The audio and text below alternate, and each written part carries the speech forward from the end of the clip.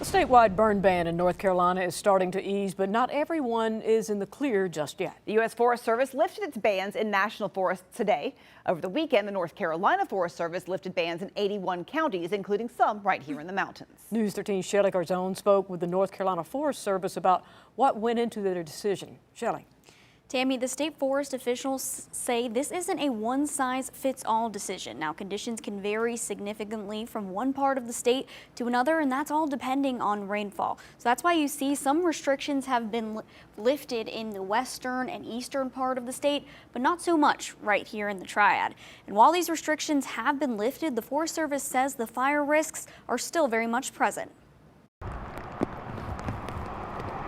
There's no substitute for good soaking rain in the form of inches, especially as it pertains to drought recovery and reducing wildfire risk. It's one of the major reasons the North Carolina Forest Service has decided to lift the burn ban for the majority of the state. The ban went into effect in March after weeks of high temperatures, windy days, and no rain in sight. Even though we've gotten some rainfall, and although it hasn't pulled anybody out of the drought, not even close, it's a step in the right direction. And so instead of seeing 3 weeks with no possibility of relief, we're seeing unsettled weather now every 3, 4, 5 days. Another factor that played a role in lifting the ban was how difficult it would be to put out fires, which Jackson says has improved since March. It doesn't mean that we are removed from the risk of having a large wildfire. That risk still is still very much there. However, we have seen conditions improve, so the conditions are not as extreme as they were,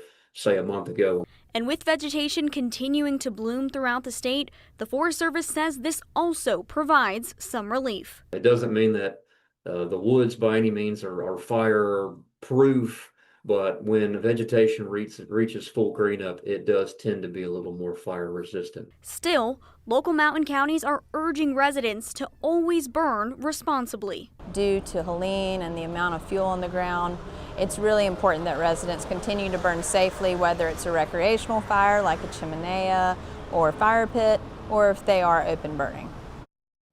The Forest Service says they will continue to monitor weather conditions throughout the state, and if needed, a burn ban can be put back into place. Back to you.